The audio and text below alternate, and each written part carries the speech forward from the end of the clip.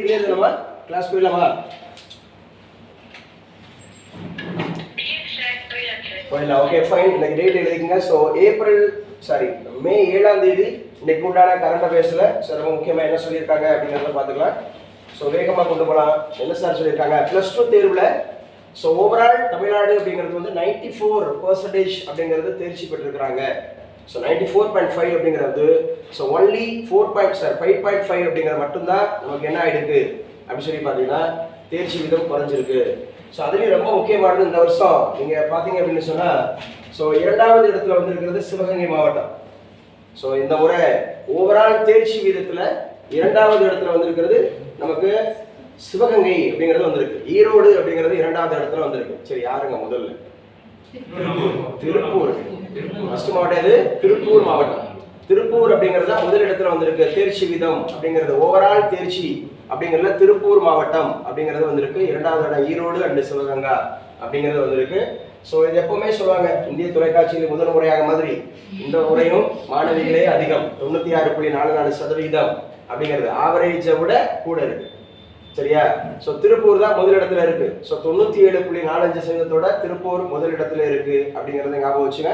So இது overall தெரிஞ்சுக்கலாம் என்ன சொல்லியிருக்காங்க அப்படிங்கிறத தெரிஞ்சுக்கலாம். அதே மாதிரி யாராவது ரீவேல்யூஷன் போடுறாங்க அப்படின்னு சொன்னா இன்று முதல் விண்ணப்பிக்கலாம் அப்படின்னு சொல்லியிருக்கிறாங்க. ஸோ நான் எதிர்பார்த்த மதிப்பெண் கிடைக்கல அப்படின்றவங்க கண்டிப்பா நம்ம வந்து பார்க்கலாம்.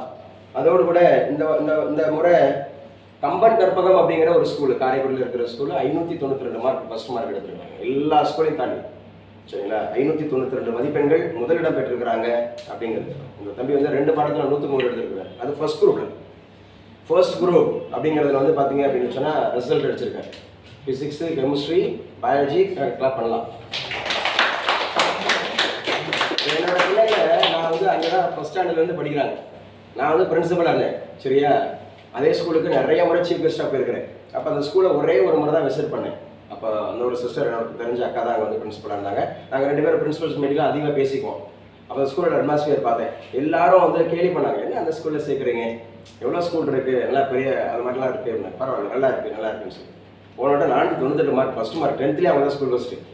அதை விட இந்த ஸ்கூல் ஃபஸ்ட்டுக்கெலாம் அந்த கஷ்டப்பட்டு ரொம்பலாம் நெருடலாம் நடத்த மாட்டாங்க, படிக்க வைக்க மாட்டாங்க. கம்பல்சரி ஸ்பெஷல் கிளாஸுக்கு வரணும், நீங்கள் அப்படி பண்ணணும் இப்படி பண்ணணும், பிள்ளைங்களை ரொம்ப அப்படிலாம் இல்லை. ஏன்னா நானே நிறைய ஸ்கூலில் வேலை பார்த்துருக்கேன். பிரின்சிபலாக நிறைய கஷ்டப்படுத்துவாங்க, ஸ்டாஃபையும் கஷ்டப்படுத்துவாங்க, ஸ்டூடெண்ட்ஸையும் கஷ்டப்படுத்துவாங்க. இன்னொன்று எக்ஸ்ட்ரா விஷயங்கள் அப்படிங்கிறது அறிவுபூர்வமான விஷயங்கள் இருக்காது. இந்த மக்கப்பிங் தான் இருக்கும். இந்த மனப்பாடம் பண்ணணும், வைக்கணும், மார்க் தான் அப்படின்ற மாதிரி எய்ம் பண்ணி பண்ணுவாங்க. பட் இந்த ஸ்கூல் அப்படி கிடையாது. எல்கா அப்படின்னா ஒன்று இருக்குது. So communication skills, arithmetic skills, reasoning skills, general knowledge skills, project skills, அந்த ஏபிஎல் அப்படின்னு சொல்லுவாங்கல்ல, ஆக்டிவ் பேஸ்டு லேர்னிங் அப்படின்னு சொல்லுவாங்க. அதுவும் அந்த ஸ்கூல் வந்து காரைக்குடியில் பெஸ்ட் எது இருந்துச்சுன்னா அதில் வந்து மாண்டிசாரினாவே கம்பன் கற்பகம் தான். மாண்டிசாரி சீட்டே கிடைக்காது. மாண்டிசாரி மெத்தட் அப்படின்னு சொல்கிறது சீட்டே கிடைக்காது. ஸோ அப்படி ஸ்கூலில் தான் நம்ம பசங்க படிச்சுட்டு இருக்காங்க. அந்த ஸ்கூல் நல்லா வந்திருக்குங்கிறது. 592 மார்க் வாங்கியிருக்காங்க தம்பி. சரியா? ஸ்பெஷலாக தெரியும் எனக்கு அந்த பையன் தம்பி தெரியும். ஆக்சுவலாக வந்து பார்த்தீங்கன்னா அப்பா இல்லாத தம்பி. ஆனால் பாருங்கள் ஃபஸ்ட் மார்க் எடுத்திருக்காங்க 592 மார்க். மற்ற எல்லா டாப் லெவல் ஸ்கூல்லாமே 550, 60 தான் இருக்குது. பெரிய ஸ்கூல்லாம் சொல்ல முடியும். சரியா? பெரிய ஸ்கூல்லாம். ஸோ எதுக்காக சொல்ல வரேன்னா நம்ம சிஸ்டமேட்டிக்காக ஒர்க் பண்ணணும்னா ஜெயிக்கலாங்க. எந்த ஒரு விஷயமா இருந்தாலும் சிஸ்டமேட்டிக் அப்படிங்கிறத நம்ம ஜெயிக்கலாம் அப்படிங்கிறதுக்கு தான். ஸோ விடைத்தாள் நகல் மறுகூட்டல் இன்று முதல் விண்ணப்பிக்கலாம் அப்படின்னு சொல்லியிருக்கிறாங்க. +2 தேர்வு அப்படிங்கிறது தேர்ச்சி விகிதம் அப்படிங்கிறது.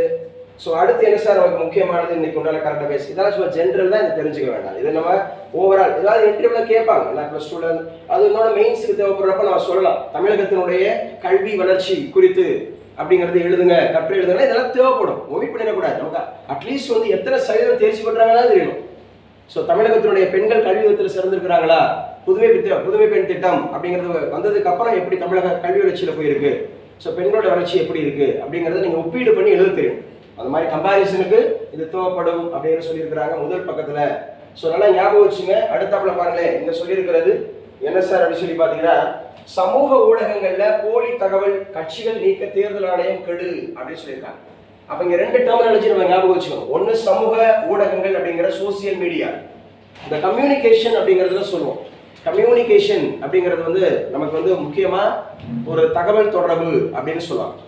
Communication it is a Latin word. Communi அப்படிங்கிறது it is a Latin word.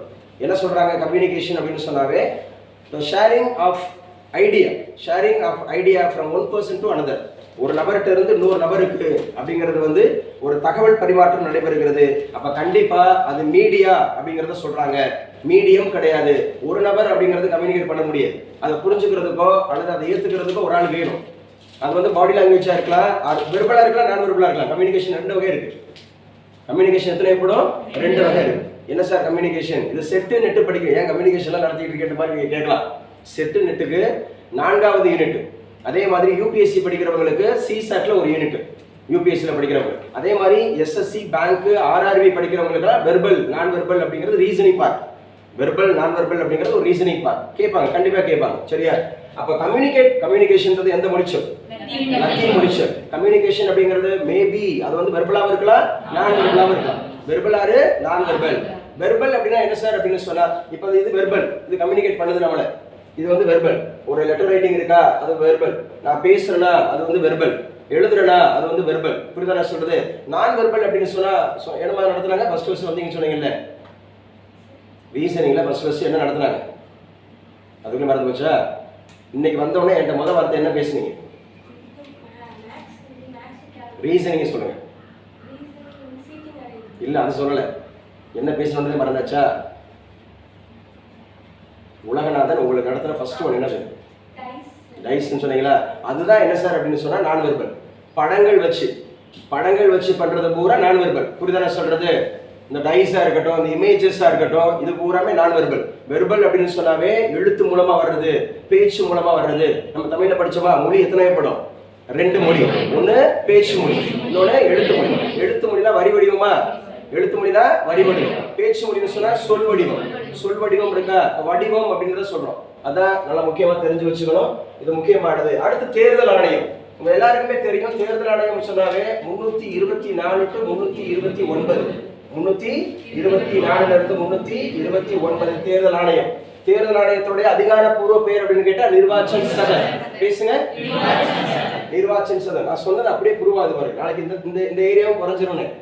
இது சொன்னா நாளைக்கு இந்த ஏரியாவும் குறைஞ்சிரும். பார்ப்போம். இன்னொரு 1 மாசம் இருக்கா? இன்னொரு 1 மாசம் இருக்கு. கடைசி வரைக்கும் தாக்கு பிடிக்கிறவங்க பார்ப்போம். சர்வைவல் இன் தி ஃபிட்டஸ்ட். தாக்கு பிடிக்கிறவங்க தான் ஜெயிக்கும். நீங்க தான் நமக்கான ரிசல்ட். நீங்க தான் நமக்கான ரிசல்ட். நீங்க தான் வளர்ச்சாச்சு. நீங்க தான் சொல்லணும் கடைசி வரைக்கும் இந்த அகாடமி எவ்வளவு பேர் படிச்சாங்க, எவ்வளவு பேர் பாஸ் பண்ணியிருக்காங்க. படிச்சவங்க தான் பாஸ் ஆகணும். இங்க படிச்சவங்க எல்லாம் பாஸ் ஆக மாட்டாங்க. எப்படிதான் நான் சொல்றது? இங்க படிச்சவங்க எல்லாம் பாஸ் ஆக மாட்டாங்க. படிச்சவங்க தான் பாஸ் பண்ணுவாங்க. நான் சொல்றதை புரிஞ்சுங்க. அந்த டெர்மினாலஜியை புரிஞ்சுங்க. ஒழுங்கா உட்காந்து படிச்சா நான் சொன்ன அந்த classification, compulsory Tamil, compulsory maths, compulsory unity, compulsory polity, இதுல கவனம் செலுத்தினா கூட இதெல்லாம் எக்ஸ்ட்ரா. ஹிஸ்டரி, ஐஎன்எம் இதெல்லாம் எக்ஸ்ட்ரா. எக்கனாமிக்ஸ் இதெல்லாம் எக்ஸ்ட்ரா. சயின்ஸ் இதெல்லாம் எக்ஸ்ட்ரா. கரண்ட் அஃபேர்ஸ் இதெல்லாம் எக்ஸ்ட்ரா.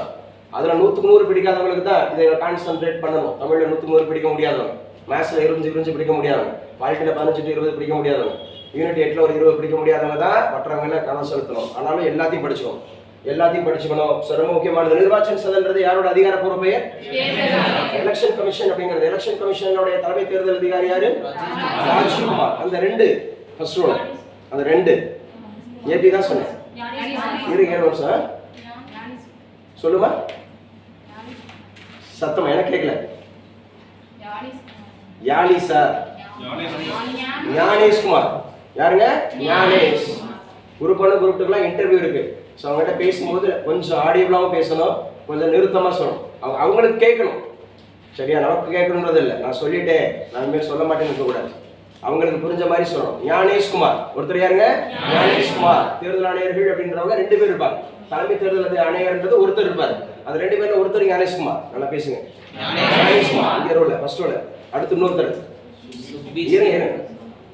இதான் ஃபர்ஸ்ட் ரோவா? ஃபர்ஸ்ட் ரோல வந்து நீங்க வாங்க வந்து நில்லுங்க அப்படின்னு சொன்னா ஆர்மியில எப்படி தான் செய்வீங்களா? 2வது ரோல இருக்கிற ஓடியா நிற்பீங்களா? அப்படிலாம் பயன்படுத்தக்கூடாது. ஃபர்ஸ்ட் ரோனா ஃபர்ஸ்ட் ரோ தான்.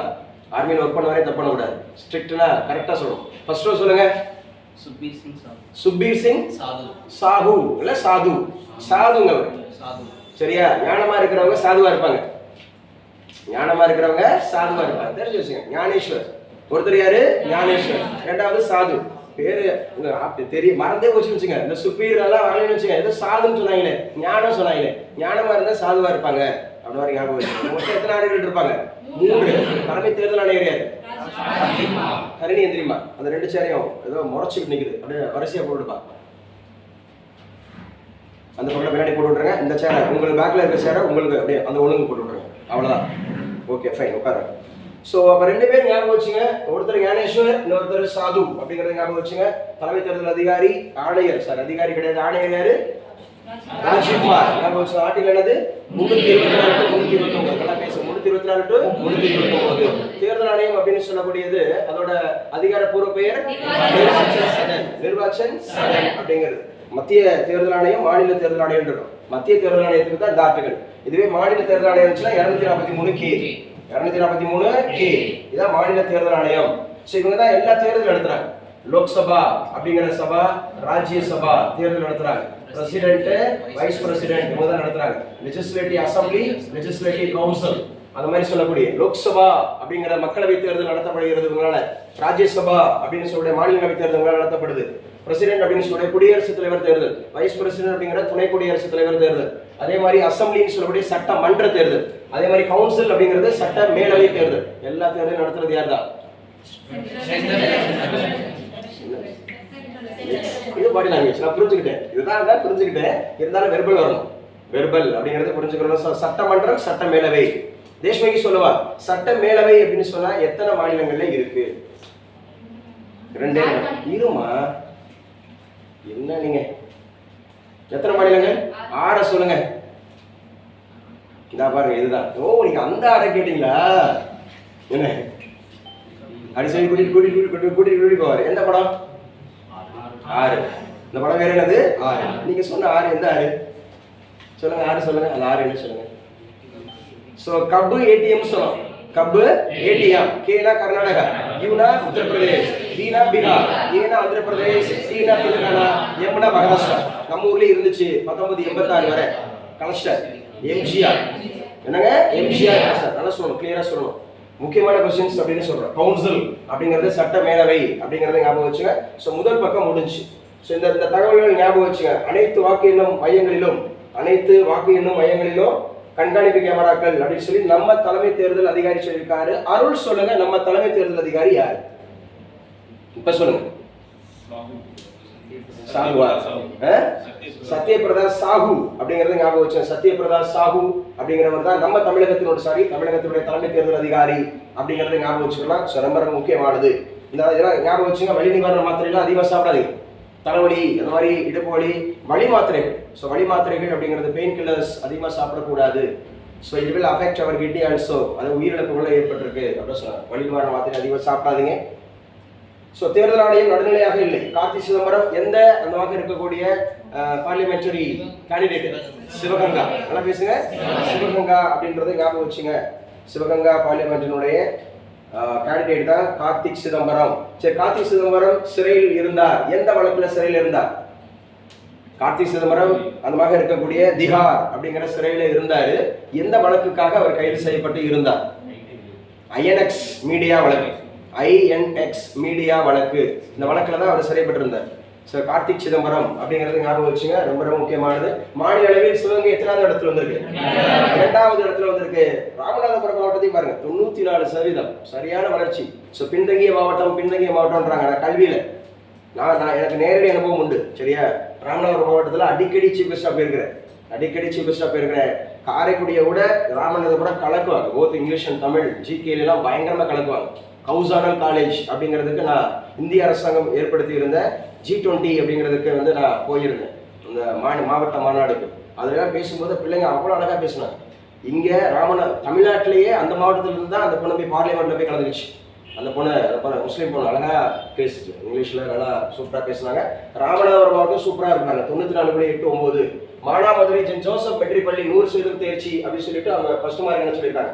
586. பாருங்க கம்பன். விளம்பரமே இருக்காது கம்பன் ஸ்கூலுக்கு. கம்பன் ஸ்கூல்ல ஒரு விளம்பரம் இருக்காது. இந்த ரிசல்ட் 592 மட்டும் யாராவது படிச்சுதான் வச்சுங்க. நீ யாரும் ஊர் ஃபுல்லா பேனரா இருந்திருக்கும், நோட்டீஸ் வந்திருக்கும், டெய்லிஸ்ல நோட்டீஸ் வச்சிருக்கோம். எல்லாம் மீடியால பூரா கொடுத்துருப்பாங்க மற்ற பள்ளிகள். சரியா? அவங்க வந்து விளம்பரமே கொடுக்க மாட்டாங்க. என்னன்னே தெரியாது அந்த மாதிரி இருக்கக்கூடியது. ஸோ விருதுநகர் மாவட்டம் மாநில அளவில் 5வது இடம் வந்திருக்கு பாருங்க. சிவகங்கை 2வது. விருதுநகர் தான் ஏன் இந்த போடுறாங்க தெரியுமா? எப்பவுமே விருதுநகர் தான் ஃபர்ஸ்டா இருக்கும். 10th 12th எப்படி சொல்லி பாத்தீங்கன்னு சொன்னா மேக்ஸிமம் எந்த மாவட்டம் தான் ஃபர்ஸ்டா இருக்கும்? விருதுநகர் மாவட்டம் தான் ஃபர்ஸ்டா இருக்கும். இந்த முறை எத்தனாவது இடம் இருக்கு? 5வது இடம் இருக்கு. அதான் அப்ஸ் அண்ட் டவுன்ஸ் இருந்துட்டே இருக்கும். முந்தினோர் பிந்தினோராயும் பிந்தினோர் முந்தினோராயும் தொடர்ந்து ஜெயிக்கணும், கன்சிஸ்டன்சி இருக்கணும். அது ரொம்ப முக்கியமானது, ஞாபகம் வச்சுங்க. ஸோ அடுத்து பட்டாசு அப்படிங்கிறது வந்து பாத்தீங்க அப்படின்னா மதிமுகவோட 31ஆம் ஆண்டு தொடக்க விழா. அப்படியே எழுதுங்க. மதிமுக கட்சிகள் உருவான வரலாறு நமக்கு சிலபஸ்ல இருக்கு. கட்சிகள் உருவான வரலாறு எந்தெந்த வருஷம் தோணுச்சு? இப்போ 31வது வருஷம் சொல்லிட்டாங்க கௌதம். அப்படியே சொல்லு, அது தோற்றுவிக்கப்பட்ட ஆண்டு எது? 93 94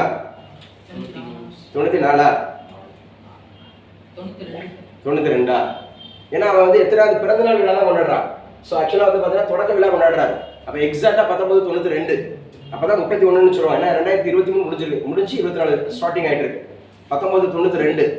ஸோ நல்லா ஞாபகம் வச்சோம். 31 வருஷம் ஆச்சுங்க மதிமுக உருவாகி. மதிமுகங்கிறது எதுல இருந்து பிரிஞ்சது? திமுக இருந்து பிரிஞ்சது. மதிமுகவுக்கான சின்னம் எது இருந்தது? பம்பரம் இருந்தது. இப்போ என்ன சின்னம்? தீப்பெட்டி. எந்த தொகுதி? ஒரே ஒரு தொகுதி தான் நின்னாங்க. எந்த தொகுதியில? திருச்சியில நின்னவர் யாரு? துரை வைகோ. பேசுங்க. துரை வைகோ திருச்சி அந்த மாதிரி கேண்டிடேட்டா நின்னாரு. தீப்பெட்டி அப்படிங்கிற நின்னாரு. ஸோ நல்லா ஞாபகம் வச்சுக்கணும், முக்கியமானது. ராமநாதபுரத்தில் விரைவில் 17 புதிய குடிநீர் திட்ட பணிகள். ஏன்னா தண்ணி பற்றாக்குறை அங்கே அதிகமாக இருந்துட்டு இருக்கும்.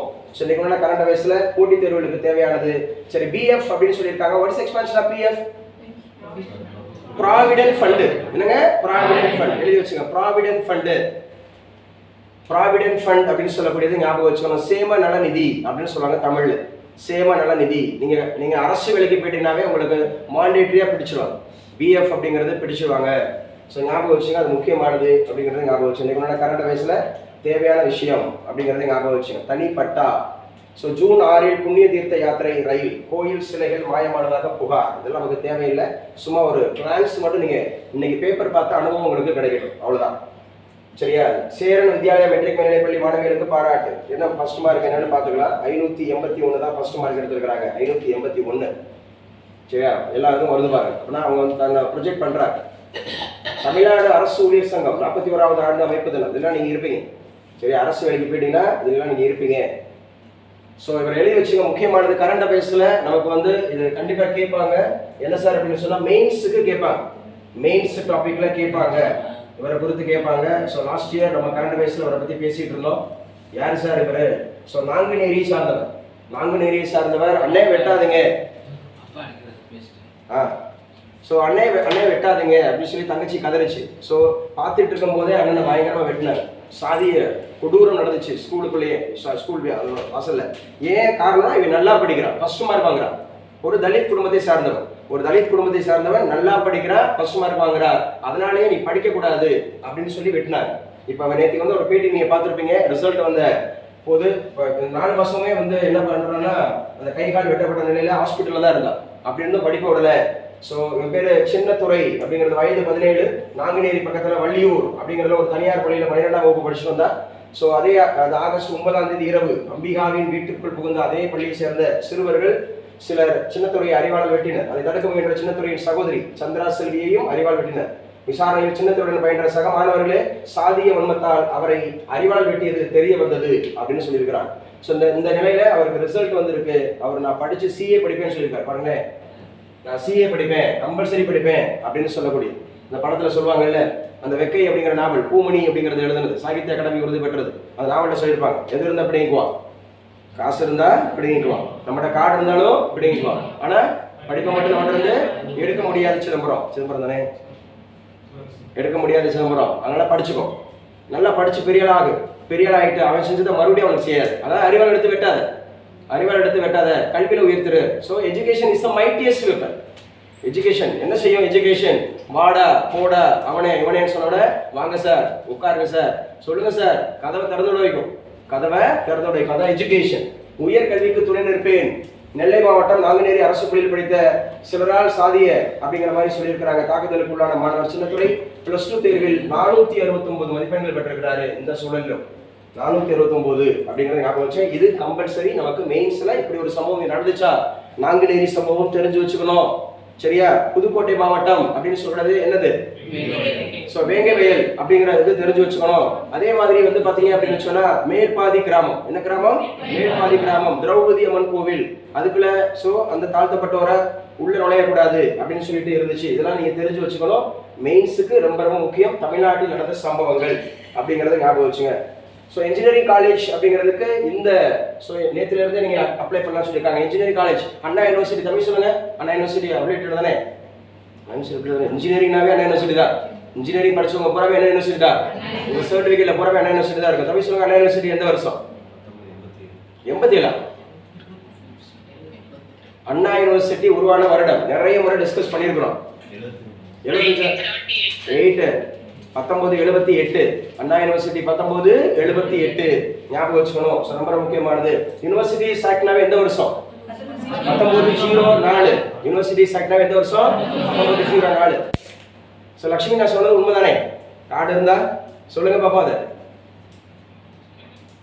கார்டு இருந்தா பறிச்சுக்குவாங்க, பணம் இருந்தா வாங்கிக்குவாங்க சார். அப்படி என்ன நீங்க வந்து தமிழ் படுத்துறீங்க. அதை அவர் சொன்ன மாதிரி சொல்லுங்க பாப்போம். கொஞ்சம் நடிங்க பாஸ். இந்த கொஞ்சம் நம்ம என்ன சொல்லுவோம்னா okay doctor Lakshmi good congrats. ஒரு நிகழ்வு இருக்கும். கொஞ்சம் நடிகை பாஸ். நம்ம என்ன பண்ணுவோம்னா இந்த பாஸ்போர்ட் சைஸ் போட்டோவுக்கு 2 காலை சேர்த்து வச்சு கொஞ்சம் முகத்தை பாருங்க, கொஞ்சம் லைட்டாக சிரிங்கன்னு சொல்ல சிரிக்க மாட்டோம், காலெல்லாம் ஒட்டி வைக்க மாட்டோம். அது ஒரு பாஸ்போர்ட் சைஸ் போட்டோ வைக்க.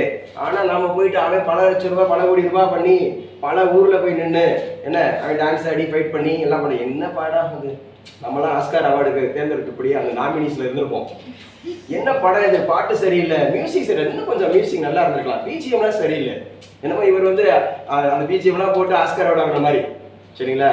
சரி இருந்தாலும் பரவாயில்ல. Okay congrats. பாருங்க இப்போ பொறியியல் மாணவர்கள் சேர்க்கை இன்னையிலேருந்து தொடங்குது. லா அப்படிங்கிறது படிக்கிறவங்களுக்கு 10ஆம் தேதியிலேருந்து தொடங்குது. யார் இருந்தால் சொல்லுங்க லா படிக்கிறவங்க. அதே மாதிரி நமக்கு ஸோ வாட் டு நெக்ஸ்ட் அடுத்து என்ன படிக்கலாம் அப்படிங்கிறதுக்கு ஸோ நான் வேணா உங்களுக்கு காமிச்சு கொடுக்குறேன். ஸோ இந்த இதை நான் உங்களுக்கு அனுப்பிச்சு கொடுத்துருக்கிறேன். இதை நீங்கள் எல்லாருக்கும் ஷேர் பண்ணுங்க. கைண்ட்லி இந்த மாதிரி பாருங்க. கன்ஃபியூஸ்டு. சரியா? கன்ஃபியூஸ்டு அப்படிங்கிறத போட்டிருக்கோம். What to do after 10th and +2. So what next what to do after 10th and 12th. ஏன்னா நிறைய பேர் வந்து எதுவுமே தெரியாமல் இருக்கிறாங்க. ஒரு பொண்ணு நம்ம கிட்ட SSC படிக்க வந்துச்சு. இங்கே காரைக்குடியில் ராஜராஜன் இன்ஜினியரிங் காலேஜில் படிச்சுட்டு இருக்கு. அந்த பொண்ணு 569 மார்க் எடுத்த பொண்ணு, முத்துப்பட்டம் கேர்ள்ஸில் படித்த பொண்ணு, first mark.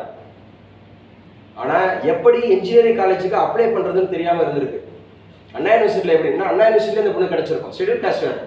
Schedule cost women category வேறு. தமிழ் வழியில் படித்த பொண்ணு PhD மாதிரி இருக்கு. மெரிட்ல கிடைச்சிருக்கும். அண்ணா யூனிவர்சிட்டி கேம்பஸ்லேயே கிடைச்சிருக்கும், கிண்டி கேம்பஸ்லேயே கிடைச்சிருக்கும். ஆனால் வழிநடத்துதல் இல்லாமல் எப்படி அப்ளை பண்ணுறது தெரியாமல் அது வாட்டுக்கு நம்ம காலேஜில் போய் நேரடியாக சேரணும் போல நமக்கு பக்கத்தில் இருக்க காலேஜில் போய் நம்ம படிச்சுக்குவோம். ஏன்னா ஃப்ரீன்னு சொல்லிட்டாங்க. சரியா? எப்பவுமே அந்த மாதிரி ஃப்ரீன்னு சொல்லிட்டாங்கன்றதுக்காக ஒரு அருகாமையிலே படிச்சுட்டு இருக்காங்க. அப்புறம் தான் அந்த பொண்ணு கேள்விப்பட்டு இந்த மாதிரி இருக்காங்க அப்படின்னு சொல்லி வந்து அந்த பொண்ணு SSCலாம் படிச்சுட்டு இருந்துச்சு வச்சுருந்து வழிகாட்டு. இப்போ தெரிஞ்சதை வழிகாட்டு. அண்ணா யூனிவர்சிட்டிக்கு இன்னிலிருந்து அப்ளிகேஷன் போடலான்னு சொல்கிறாங்க. அதான் சொல்லுவாங்க வாட் டு டூ ஆஃப்டர் கன்ஃபியூஸ்டா இருக்கா? என்ன படிக்கலாம், எங்கு படிக்கலாம்? Get free carrier guidance from expert. சரியா? வேணும் நம்ம அகாடமியில தான். இன்னைக்கு 4 மணிலேருந்து 5 மணி வரைக்கும் 7ஆம் தேதி அப்படிங்கிறது இருக்கு. சரியா? எந்த கேட்டகரியில் நீங்கள் போகணுமோ கிட்டத்தட்ட ஒரு 60-70 பக்கத்துக்கு மேலே நம்ம எடுத்து வச்சிருக்கோம் இல்லையா? என்னென்ன மாதிரி எப்படி எங்க ஸ்காலர்ஷிப் எப்படி அப்ளை பண்ணுறது, வெளிநாட்டில் போய் படிக்கணும்னா எப்படி பண்ணுறது, அரசாங்க பணத்தில் வெளிநாட்டில் படிக்கிறது.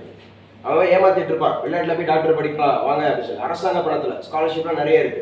மத்திய அரசு ஸ்காலர்ஷிப் தருது, மாநில அரசாங்கம் ஸ்காலர்ஷிப் தருது, உள்நாட்டிலேயே நிறைய படிப்புகள் இருக்கு. ஸோ வெறும் மதிப்பெண்களை வச்சு இல்லாமல் ஸ்கில் பேஸ்டாக நிறைய இருக்கு. ஸோ ஆர்டிஃபிஷியல் இன்டெலிஜென்ஸ் இப்போ நிறைய இருக்கு. நிறைய கொடுத்துருக்காங்க. AI அப்படிங்கிற தொழில்நுட்பம்லாம் இப்போ நிறைய இருக்கு. அதே மாதிரி வொகேஷனல் ஸ்டடீஸ் நிறைய இருக்கு. பேரா அந்த மாதிரி இருக்கக்கூடிய மெடிக்கல் கோர்சஸ் நிறைய இருக்கு.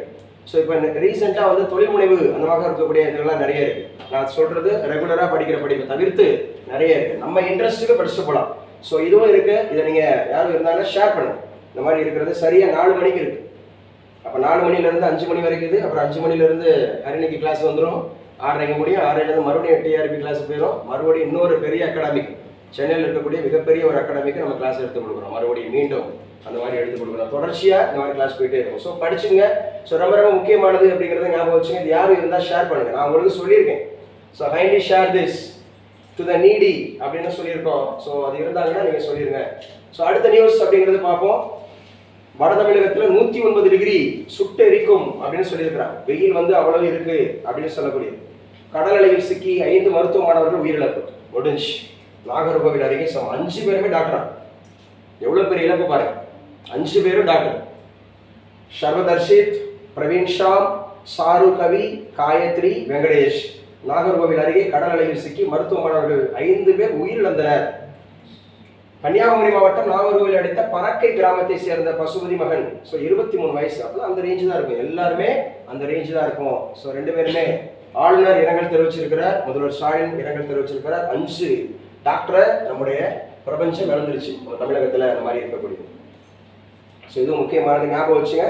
இந்த எடிட்டோரியல் பார்ட் நீங்க கம்பல்சரி படிக்கணும்னு சொல்லியிருக்கேன். Those who are applying for group 1 and group 2 UPSC படிக்கக்கூடியவங்களுக்கு கண்டிப்பாக இது வந்து நீங்க அப்ளை பண்ணிருக்கணும். என்ன சாரி, நீங்க வந்து இந்த எடிட்டோரியல் பார்ட்டுக்கு கவனம் செலுத்தணும்.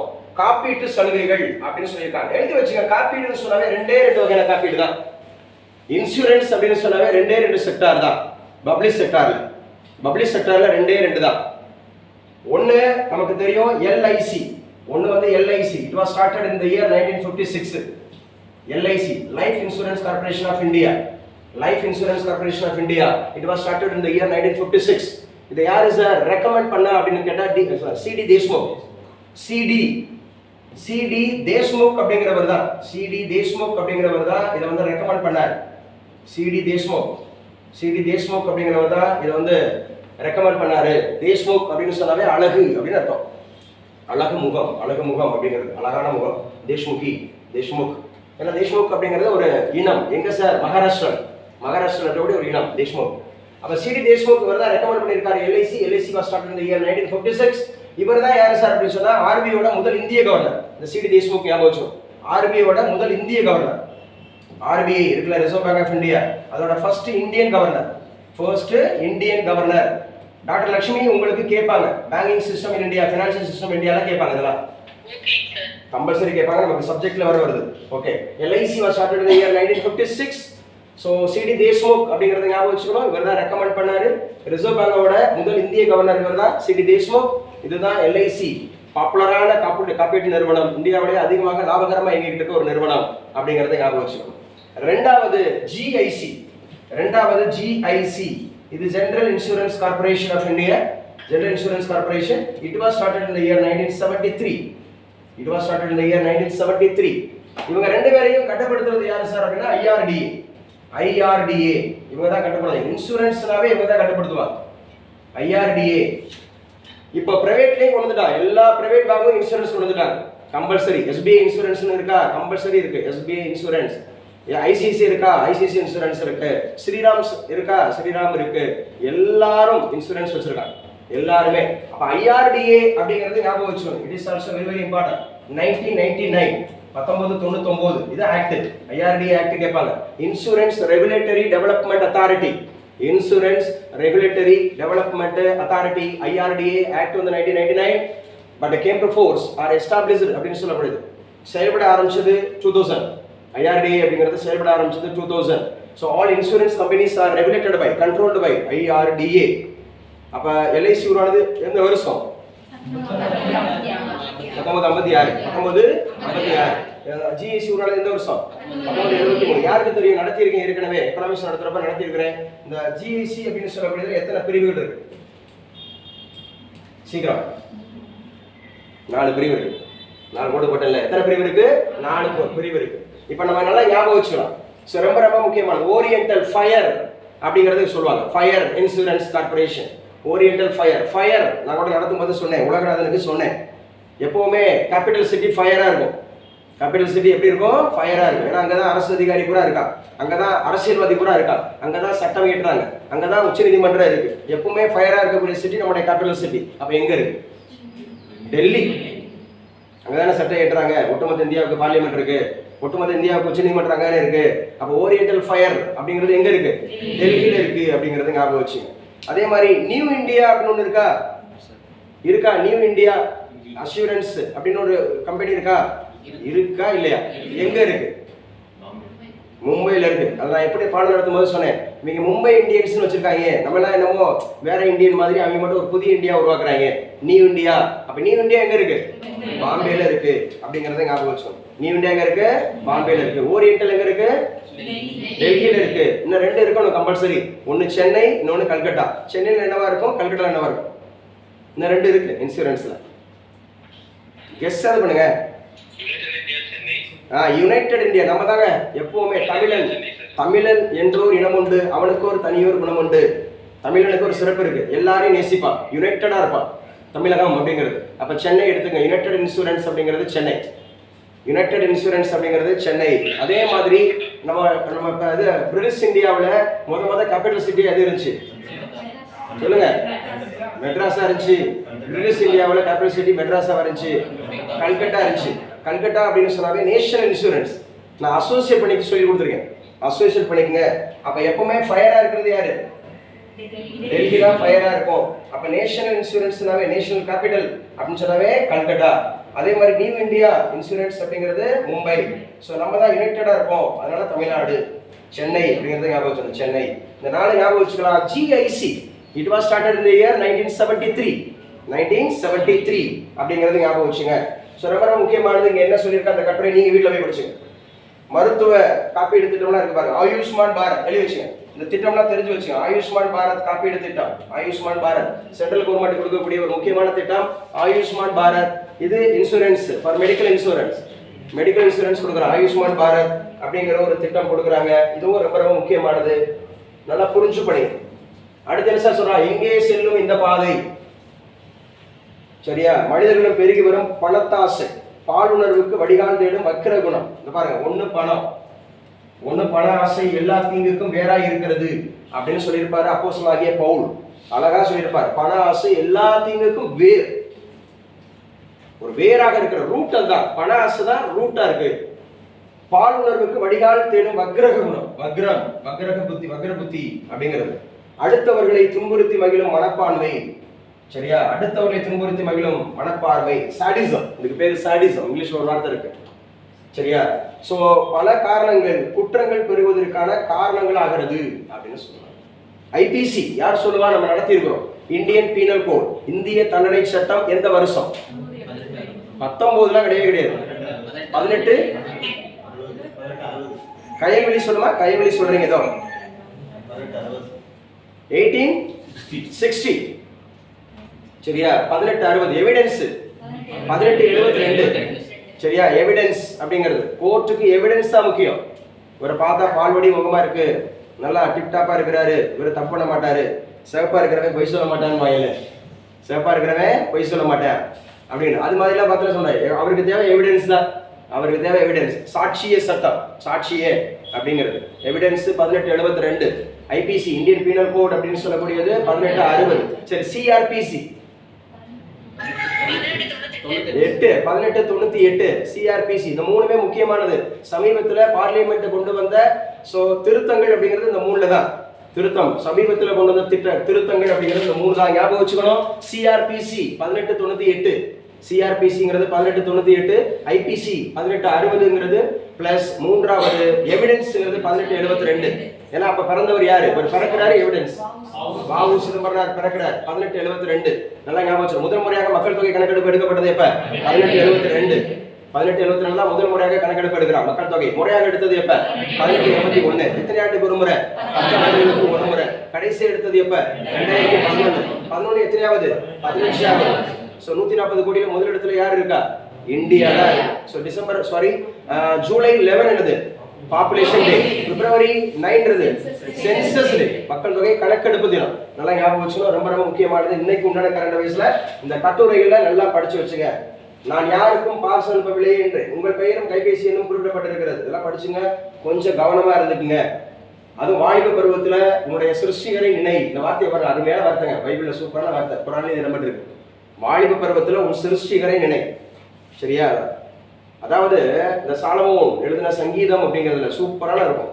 தாவீது அப்படிங்கிறது எழுதியிருப்பாரு. அதுலயும் சங்கீதம், ஷாம் ஆஃப் லைஃப் அப்படிங்கிற ஒரு போயம், H.W. லாங்ஃபெல்லோ. நீங்க எல்லாரும் படிச்சிருப்பீங்க +2ல. 40 வயதுக்கு கீழே இருக்கிற எல்லாரும் படிச்சிருக்கணும் இந்த இந்த போயத்தை. H.W. Longfellow அப்படிங்கிற சொல்லியிருப்பார். Psalm of Life அப்படிங்கிற போயத்தில் எழுதியிருப்பார்.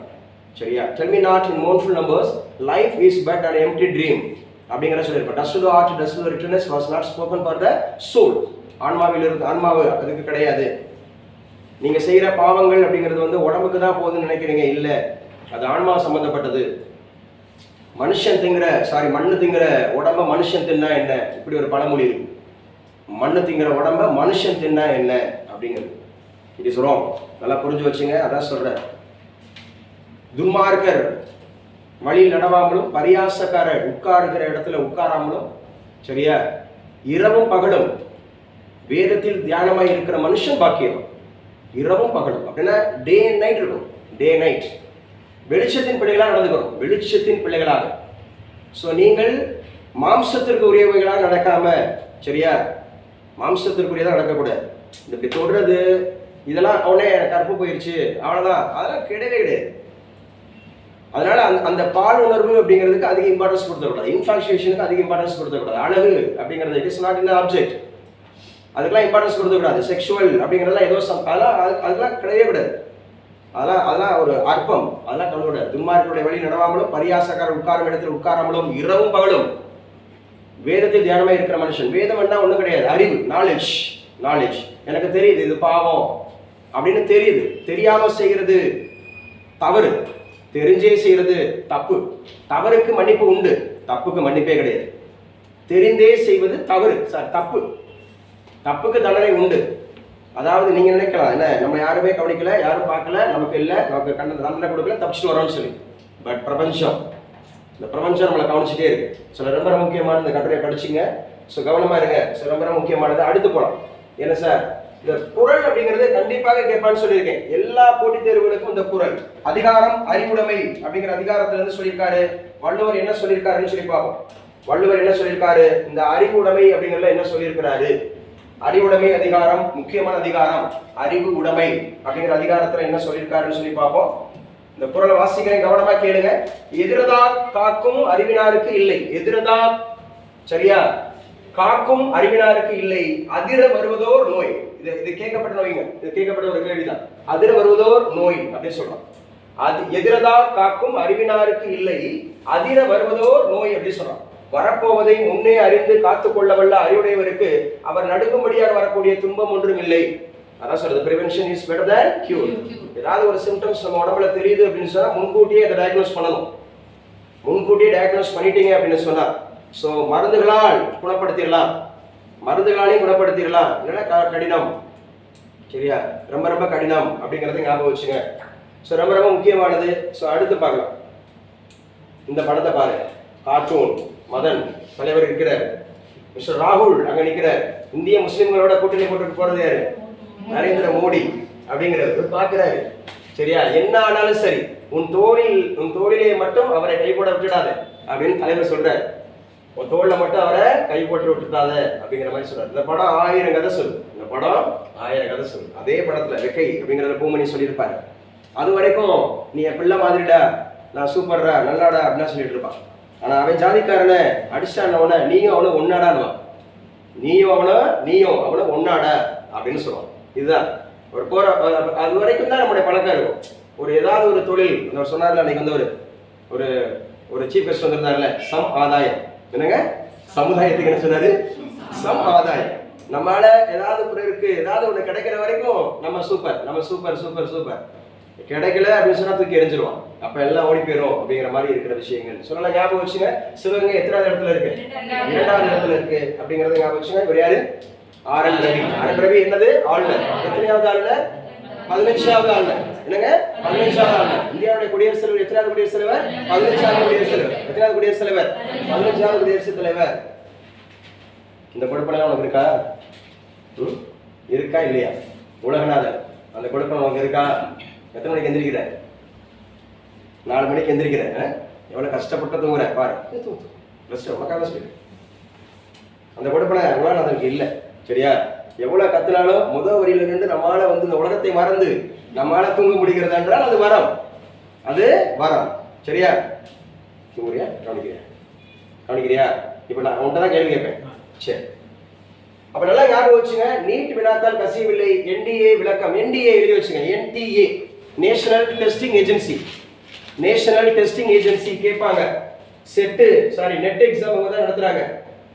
யூஜிசியோட நெட் எக்ஸாம் அவங்க தான் நடத்துறாங்க. என்டிஏ இவங்க தான் நீட் எக்ஸாம் நடத்துறாங்க. நிறைய எக்ஸாம்ஸ் அவங்க தான் நடத்துறாங்க. சென்ட்ரல் கவர்மெண்ட்ல இருக்கக்கூடிய எல்லா எக்ஸாமும் என்டிஏ தான் நடத்துது. NTA national testing agency, national testing agency முக்கியமானது அப்படிங்கறத ஞாபகம் வச்சுங்க.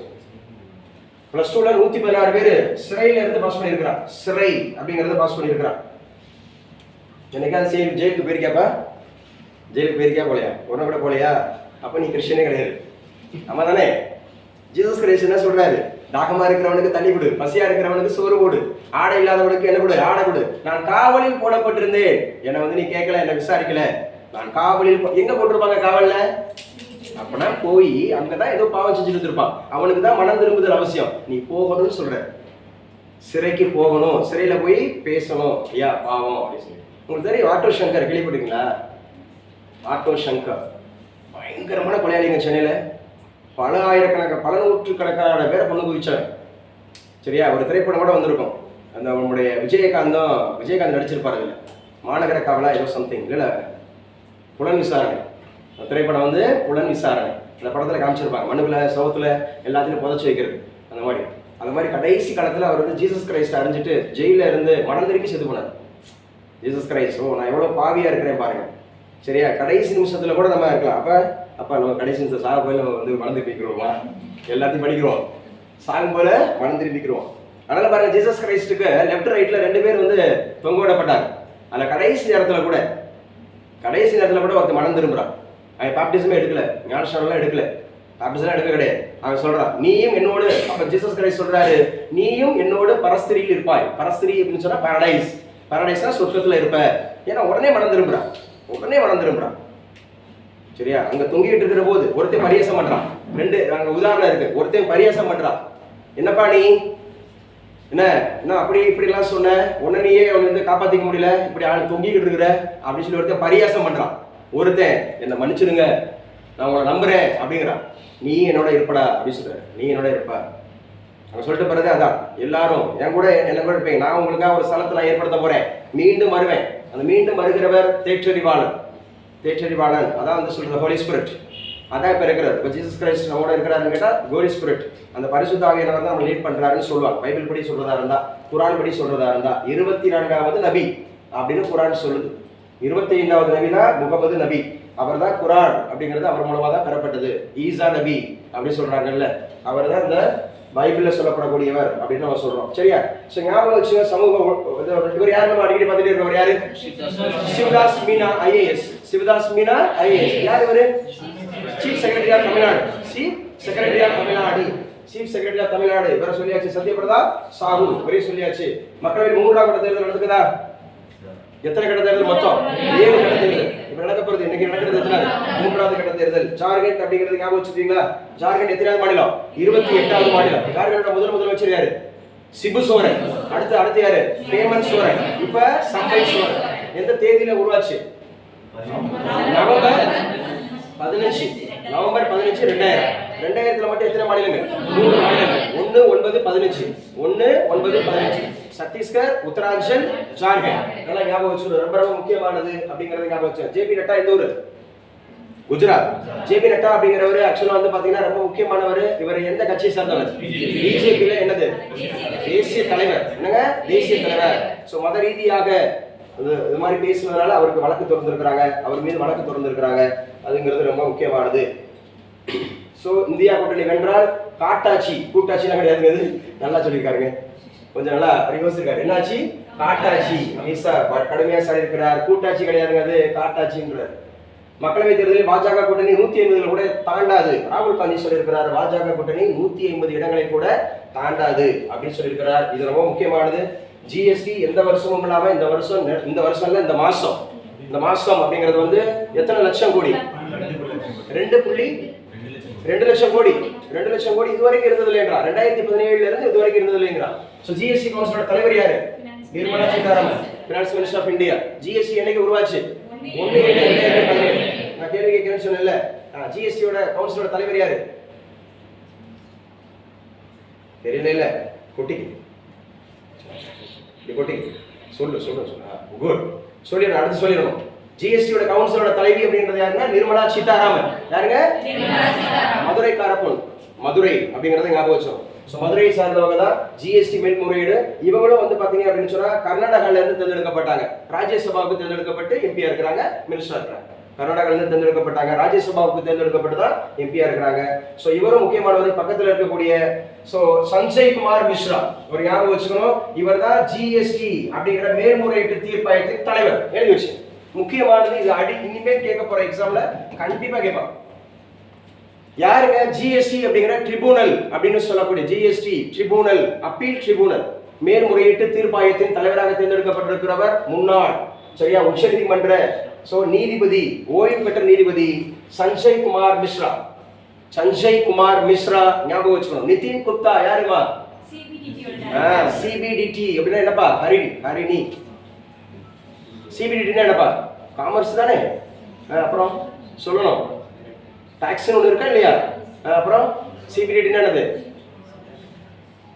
Central board of direct taxes. Central board of direct taxes சரியா, நேரடி வரி கட்டுப்பாட்டு வாரியம், central board of direct taxes அப்படி சொல்றாங்க. நிதின் குப்தா இருக்கிறார். நிதின் குப்தா. டாக்டர் லட்சுமி உங்களுக்கு இப்ப பேசுறது பூரா இருக்கு, எல்லாமே இருக்கு. ஜிஎஸ்டி மேல்முறையீட்டு தீர்ப்பாயத்தின் முதல் தலைவராக சஞ்சய் குமார் மிஸ்ரா பதவியேற்பு. அதுவும் முதல் தலைவராக இப்பதான் இதுக்குன்னே ஒரு தீர்ப்பாயமே கொண்டு வரார். இதுக்கு முன்னாடி கிடையாது. ஃபர்ஸ்ட் இதுதான் முக்கியமானது. முதல் தீர்ப்பாய தலைவராக தேர்ந்தெடுக்கப்பட்டிருப்பவர் யார் அப்படின்னு கேட்டா சஞ்சய் குமார் மிஸ்ரா. சஞ்சய் குமார் மிஸ்ரா ஜிஎஸ்டி எப்ப அறிமுகப்படுத்துறாங்க இந்தியால? 2017 சரியா. முதல்ல அறிமுகப்படுத்திய நாடு பிரான்ஸ். பிரான்ஸ்ல அப்படிங்கிறது ஞாபகம் வச்சுக்கணும். பிரான்ஸ்ல பாரிஸ்ல என்ன நடக்குது? ஒலிம்பிக் கேம் நடக்கிறது. 33வது ஒலிம்பிக். முதல்ல நடந்தது 1896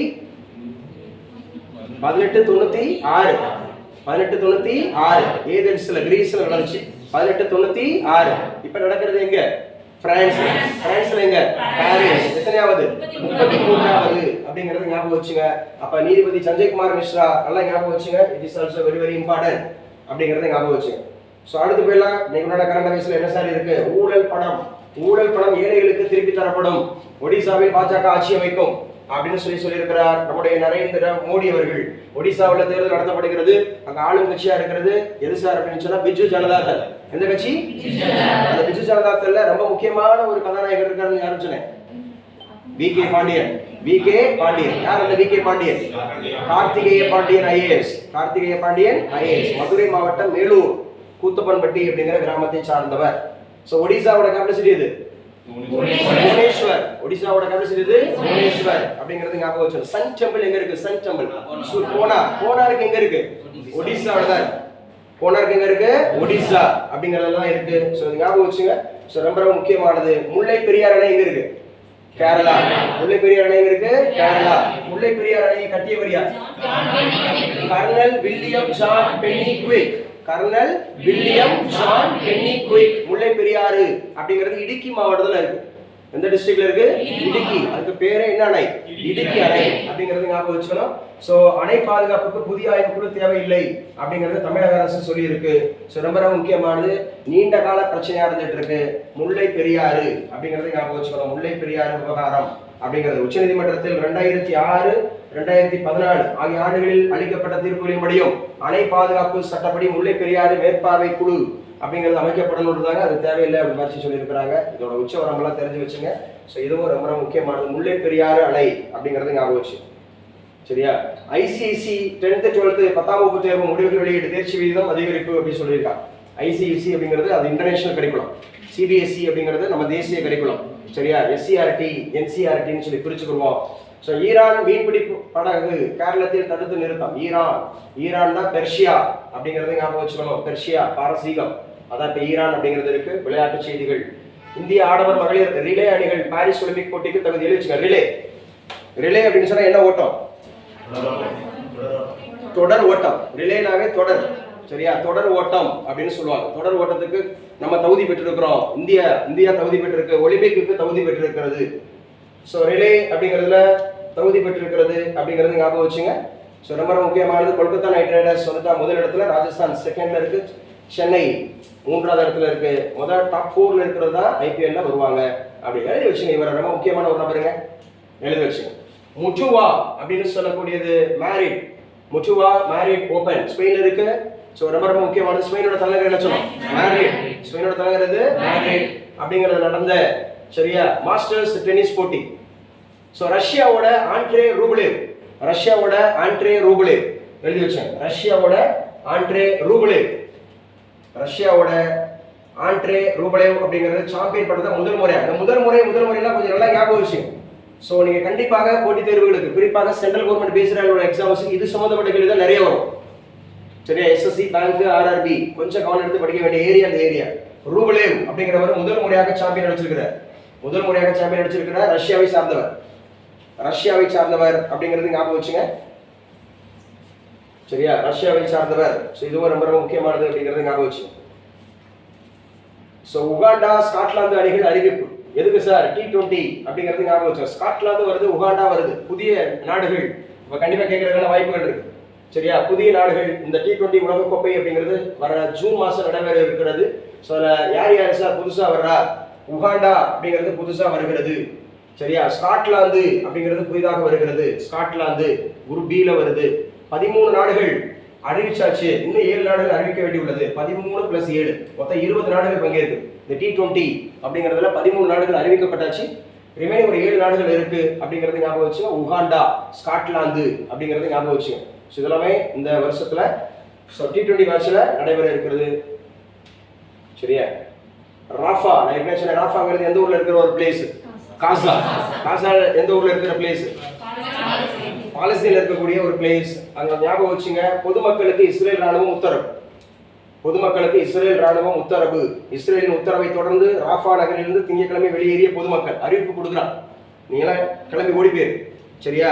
தெற்கு பகுதியில் இருக்கிறவங்க வடக்கு பகுதிக்கு ஓடிருங்க. தெற்கு காசா, வடக்கு காசா பைபிள் எழுதப்பட்டிருக்கிறது, குரான் எழுதப்பட்டிருக்கிறது. தெற்கு காசா, வடக்கு காசா.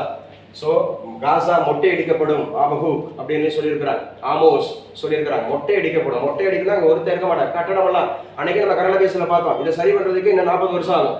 இப்போ இருக்கிற இழப்புகளே சரி பண்றதுக்கு இன்னும் 40 வருஷம் ஆகலாம். கம்ப்ளீட்டா காலி பண்ணிட்டு தான் வெளியில வருவேன்னு சொல்றான். சரியா? ராஃபாவிலிருந்து வெளியேறுங்கள். பொதுமக்களுக்கு இஸ்ரேல் ராணுவம் எச்சரிக்கை கொடுத்திருக்கு. ட்ரம்புக்கு நீதிமன்றம் 83ஆம் ஒப்பந்தம். ட்ரம்ப் அப்படிங்கிறது இப்ப மறுபடியும் போட்டியில் நிற்கிறார் அப்படிங்கிறது ஞாபகம் வச்சு எழுதி வச்சிருந்த சுனிதா வில்லியம்ஸ் முக்கியமானவங்க. இந்திய பிரஜை 3வது முறையாக விண்வெளி பயணம் மேற்கொள்கிறார் சுனிதா வில்லியம்ஸ். இவங்க தான் முக்கியமானவங்க. சோ விண்வெளியில் அதிக நாள் தங்கிய பெண் அப்படின்னு கேட்டா சுனிதா வில்லியம்ஸ் ஞாபகம் வச்சுக்கோங்க. So who stayed in space longer time அப்படின்னு கேட்டா Sunita Williams. she is in America. இவங்க யுஎஸ்ல இருக்காங்க, பட் இந்திய வம்சாவளி. சுனிதா வில்லியம்ஸ் அப்படிங்கிறவங்க இந்திய வம்சாவளியை சார்ந்தவங்க. முக்கியமானது வயது 58. வயது 58 3வது முறையாக போறாங்க. ஸோ போயிங் அப்படிங்கிற நிறுவனத்தில் தான் அவங்க வேலை பார்க்குறாங்க. அதன் அடிப்படையில் தான் அவங்க போறாங்க. சரியா? ஸ்பேஸ் எக்ஸுக்கு அடுத்தபடியாக சர்வதேச விண்வெளி நிலையத்துக்கு ஆட்கள் அனுப்பக்கூடிய 2வது தனியார் நிறுவனம் என்ற பெருமையை போயிங் பெறும். போயிங் ஏற்கனவே ஸ்பேஸ் எக்ஸ் யாரோடது? ஸோ எலன் மாஸ்கோடது. அதுதான் முதலிடத்துல இருக்கு. விண்வெளிக்கு ஆட்கள் அனுப்புற தனியார் நிறுவனத்தில், விண்வெளிக்கு ஆட்கள் அனுப்பக்கூடிய தனியார் நிறுவனத்தில் முதலிடத்தில் இருக்கிறது யாரு? Space X. இப்போ 2வது இடத்துக்கு வரப்போறது யாரு? போயிங். ஸோ சுனிதா வில்லியம்ஸ் அப்படிங்கிறவங்க எந்த ஊர்ல இருக்காங்க? யுஎஸ். அவங்க இந்திய வம்சாவளியை சார்ந்தவங்க. ஸோ அதிக நாட்கள் விண்வெளியில் தங்கிய முதல் பெண் தான் யாரு தான்? சுனிதா வில்லியம்ஸ். எத்தனாவது முறையா போறாங்க? 3வது முறையா போறாங்க. ஸோ நல்லா ஞாபகம் வச்சுங்க, ரொம்ப ரொம்ப முக்கியமானது. ஸோ ரஷ்யாவுக்கான ஜெர்மனி தூதர் நீங்க புறப்பட்டு வந்திருப்பா அப்படின்னு சொல்றாங்க. அப்ப என்னவோ நடக்க போகுது. ஜெர்மனிக்காரன் கூப்பிடுறா, வந்துரு நீ வந்துரு அப்படின்னு சொல்றான். என்ன சொல்லியிருக்காங்க? அணு ஆயுத போர். நான் தான் சொன்னேன்ல, அணு ஆயுத போர். முன்னெல்லாம் வந்து பாத்தீங்க அப்படின்னு சொன்னா சும்மா நார்மல் அப்படிதான் நடந்துட்டு இருந்தது. 2வது உலக போர்ல தான் ஃபர்ஸ்ட் அணு ஆயுதங்கள் பயன்படுத்தப்பட்டது. அதை விட பயங்கரமான ஒத்திகை பண்ணிருக்கு ரஷ்யா அறிவிக்குது. நான் ஒத்திகை போட்டு பாக்குறேன்ப்பா. என்னடா இந்த சத்தம் சொன்னாங்கல்ல, பேசிக்கிட்டு இருக்கேன் மாமா அப்படின்னால அவன் பாட்டுங்க சும்மா பேசிக்கிட்டு இருக்கிறதால ஒத்திகை பாக்குறேன்னு சொல்லிட்டு உன்னை வந்து கொஞ்சம் எக்ஸ்ட்ரா விட்டாலும் முடிஞ்சு. கண்டம் விட்டு கண்டம் பாயும் ஏவுகணைகளாக இருக்கு. Continent to continent. ஒரு பர்டிகுலர் விஷயத்தை அடிச்சான்னு வச்சுங்களேன். சரியா? இங்கிருந்து 1000 கிலோமீட்டர் 2000 5000 கிலோமீட்டர்லாம் இருக்கு அக்னி. அதோட அக்னி 5 அதெல்லாம் வந்து பார்த்தீங்கன்னா 5000 அப்படின்னா பார்த்துங்க. நம்ம இருக்க மெட்ராஸ் வந்து சென்னை வந்து 400, சென்னை வந்து எத்தனை 400 அப்படியே அடிச்சாங்கன்னா எத்தனை நாடுகள் அடிக்கலாம், எத்தனை உசுறுகள் போகும் அப்படின்னு சொல்லி பாருங்க. ரஷ்யா வந்து ஒத்திகை பார்க்குறாங்க அணு ஆயுத போர் அப்படிங்கிறது. நேற்று கூட காலேஜ் டிஆர்பி ஹிஸ்ட்ரி நடத்திட்டு இருக்கும்போது சரியா அவரோட பேர் என்ன? யாரோட பேரு? ஆக்சுவலாக வந்து பார்த்தீங்கன்னா நம்ம வெளிநாணயத்தை பயன்படுத்துனது யார்? வெளிநாணயத்தை கொண்டவர் யார்? எல்டுமிஷ். எல்டுமிஷோட மகள் யாருன்னா ரஷ்யானாங்க. இப்போ யார் பையன் பேரு? உக்ரைனா. பதில் சொல்லும்போது ரஷ்யான்னு சொல்லக்கூடாது. இன்டர்வியூல கேள்வி கேட்கும்போது அவன் கேட்டுருவான், ரஷ்யா சுல்தானா ரஷ்யா, உன் பேர் என்ன? நம்ம பாட்டு ரஷ்யான்னு சொல்லக்கூடாது. ஏன்னா இன்டர்வியூல அவங்க கேட்பாங்க, அப்போ உக்ரைன்றது யார், அவங்க பையன் பேரான்னு கேட்பாங்க. இந்திய வங்கியோட நிகழ்லாபம் சேவைகள் துறை. எப்பவுமே எந்த துறை தான் ஃபர்ஸ்ட்ல இருக்கும் ஜிடிபில? சேவைகள், சர்வீஸ் செக்டார் தான். என்னங்க? Service sector. Primary, secondary, service. Primary செக்டார்னா இது அக்ரிகல்ச்சர், செகண்டரி செக்டார்னா இது இண்டஸ்ட்ரி, அவன் சர்வீஸ் செக்டார்னா அதான் சொல்றது எல்லாமே. சரியா? அந்த பப்ளிக் செக்டார்னு சொல்லக்கூடாது, சர்வீஸ் செக்டார்னா எல்லாமே இருக்கு. பப்ளிக் செக்டார், சரி, பப்ளிக் செக்டார் பிரைவேட் செக்டார் இணைந்து செயல்படக்கூடிய ஃபர்ஸ்ட் ரோ ராஜலட்சுமி. பப்ளிக் செக்டாரும் பிரைவேட் செக்டாரும் இணைந்து ஒரு பொருளாதாரத்தை உருவாக்குறாங்க. அது எந்த வகையான பொருளாதாரம்? மிக்ஸ்டு எக்கானமி, கலப்பு பொருளாதாரம். என்ன பொருளாதாரம்? கலப்பு பொருளாதாரம். கலப்பு பொருளாதாரம் என்றால் என்ன? தனியார் துறையும் பொதுத்துறையும் இணைந்து செயல்படக்கூடிய பொருளாதாரம். இந்தியா பெஸ்ட். கலப்பு பொருளாதாரத்துக்கு சிறந்த எடுத்துக்காட்டுன்னு கேட்டா யார் அடிப்பீங்க? இந்தியாவை தான் அடிப்பீங்க. Mixed economy, mixed economy is economy both அப்படின்னு சொல்லக்கூடியது. சரியா? Public sector and private sector, public sector and private sector அப்படிங்கிறது ஞாபகம் வச்சுங்க, ரொம்ப ரொம்ப முக்கியமானது. ஸ்ரீரங்கம் அரங்கநாதி சுவாமி கோவில், சித்திரை தேரோட்டம், தனுஷ்கோடியில் கடல் சீற்றம். தனுஷ்கோடி அழிந்த ஆண்டு இது 1964. 1964 ஐடிபி உருவான ஆண்டு இது 1964. சரியா? அதே மாதிரி ஜவஹர்லால் நேரு இறந்தது இப்ப 1964. சரியா? 1964 அப்படிங்கிறது அந்த மாதிரி ஞாபகம் சொன்னேன். யூடிஐ எந்த வருஷம்? 1964. யூடிஐங்கிறது 1964 அப்படிங்கிறது. கரெக்டா இந்த சம்மர் வந்துச்சுன்னா அப்படி ஒரு படம் வந்துருதுங்க. சம்மர் வந்துச்சுனாவே இப்படி ஒரு படம் வந்துருது. இந்த பிள்ளைங்க அந்த பேய் பிசாசு கொஞ்சம் திருள அப்பெல்லாம் பிள்ளைங்க விரும்புவாங்கன்றதுக்காகவே சம்மரை டார்கெட் பண்ணி எடுக்கிறாங்க. ஸோ அரண்மனை அப்படிங்கிறத ஞாபகம் வச்சுங்க. So current affairs class over. Current affairs class over. சரியாக 10:45 ஆகுது. ஸோ இதுல இருந்து அடுத்தடுத்து கிளாஸ் அப்படிங்கிறத கண்டினியூ பண்ணிக்கலாம். ஸோ நல்லா படிங்க, திரும்ப திரும்ப படிங்க, திரும்ப திரும்ப படிங்க. டார்கெட் வந்து தமிழ் டார்கெட் பண்ணிக்கங்க, 100 படிங்க. இது மேத்ஸ் 25க்கு 25, பாலிட்டியில் ஒரு 20, யூனிட் 8ல் ஒரு 20 டார்கெட் பண்ணால் 165. திரும்ப திரும்ப படிச்சு